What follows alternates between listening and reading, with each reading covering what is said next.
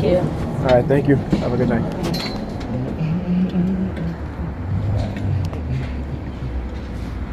All right, welcome back to a brand new video of the Target Individual Program, Target Individual Experience.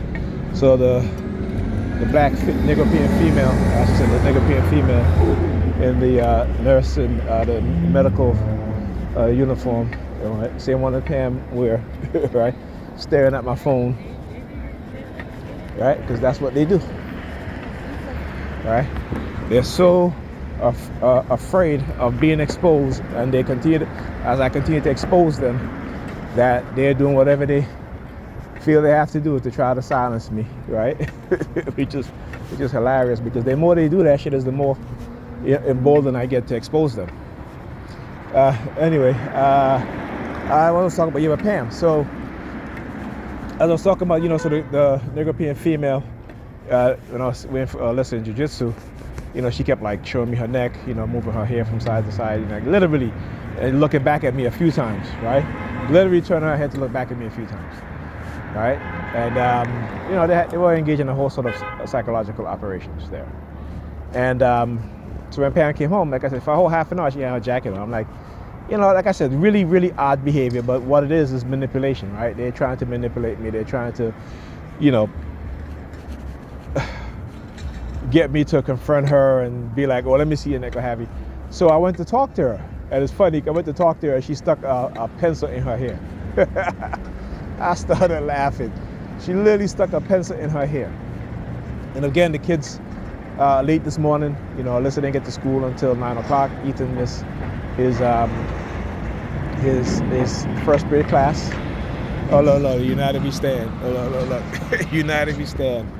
The American flag. It's so hilarious. Does America look like it's united right now? Does America look united right now? Right? I mean, that's the shit that they do. Despite what's going on, despite the reality, they'll do stuff like that again. I've never seen that truck before with the United We Stand thing in it. But like I said, these things are geared towards me in a certain way. It is not them, it's the black community and the white community, the Negropean community and the Caucasian community, right? Because, I'm not Christian, will never be a Christian. Black people need to understand our history, which they've hid from us. So y'all can stand in the lies. Y'all can stand in the manipulation and the covert operation that y'all do. You know what I'm saying? Y'all can stand there, because like I said, these same white folks will be coming for y'all children. It's like y'all participating with them in targeting me, my family, my brother first, then then me, and then my kids. Y'all don't even understand how that they're targeting your children too. And that's the whole thing. And they like to show this facade about, we're together and this and that, about love and peace and whatever. These people are not about love. They're not about peace. Okay? When these white racist cops coming in black communities, violating the rights of young black children, teenagers, young black men, right? White people in their homes, in their apartment, what have you, talking about us in a negative way, right? When studies have shown that white teenagers have more drugs, are engaged in more drugs activity than black teenagers, right?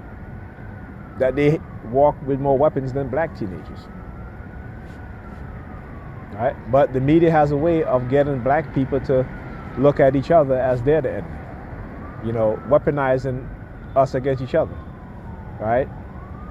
The black community, the black Negropean Christian community, the coons and the coonettes, the Sambos and Sambinas, allow white media to villainize and demonize their children, right? And they in church on a Sunday, not talking about the truth, but lies, right? Not talking about how white politicians come in the black community, right? Asking for black votes. And yet black people won't even vote for a black candidate who may not be Christian, but who's willing to take up their cause and fight for them.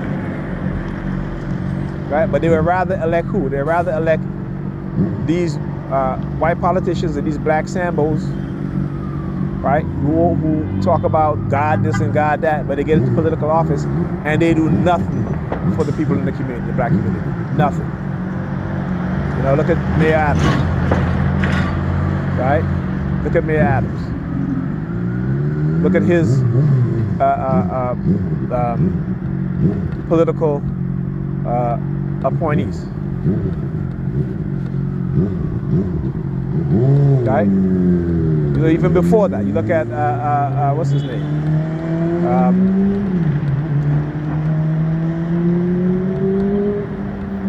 I forgot the last mayor, but the one who, you know, he had the black wife, right?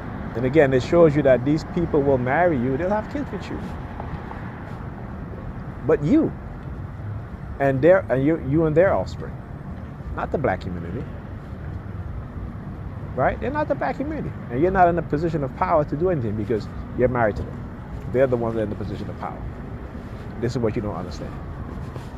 You know, I posted a meme where you had, not a meme, but a picture, image, with a white guy at a sports game and he has a t-shirt and he says, "I love black pussy." Right? This is, yeah, because this is who they are. They'll sleep with you. Yeah, they may love you for a black woman, and not in terms of loving you, but loving the fact that they understand the power dynamics. They understand that they can get you whenever, however, right? Because they understand that power dynamics. Most of y'all don't, black nigger women. Most of y'all don't. Like I said, most of y'all, particularly in the nursing field, right? Y'all think it's cute to be sleeping around with each other. Right? There was a nurse that was talking about that. She was talking about how these nurses and doctors and other male nurses, female nurses, how they all sleeping around with each other. They cheating on each other's wives and husbands. Right?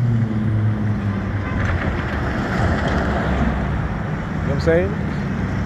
So, you know, I mean, like I said, it's look at the crime over there. Look at him over there. You're looking at his nails. He's doing this. I'll tell you, weaponizing the community against me based on their lies and their manipulation, their covert operation. Right? Why they don't tell them about what they did to me? Right? Why don't they tell about the covert drugging, about the honey traps, about the use of radio wave and microwave frequency to manipulate me? Right? Why they don't tell them about that? Right? They're not going to tell you about that because why? Right? Highly classified technology, so they can lie and they can say, "Oh yeah, this person did." No, I've been studying this shit far too long, so I know what's going on. So like I said, I'm not afraid. I'm just not going to take no disrespect from Pam. Like I asked tonight, I said to her, you know, I said, "Pamela, be honest with me. Did you come back Saturday from your trip to Mexico?" She's like, "Yes, she did." You know, but what she's going to say, because she told me that her flight comes back on Saturday, right? That's what she said. She said her flight comes back on Saturday. Her flight didn't come back on Friday. Her flight came back on Friday. And I sent her the receipt that I know. Okay? She hasn't responded yet. So I told her, I said, "Don't ever ask me to watch the kids while you go on vacation again or any sort of business trip. Get somebody else. Send it to your mother. Not gonna happen."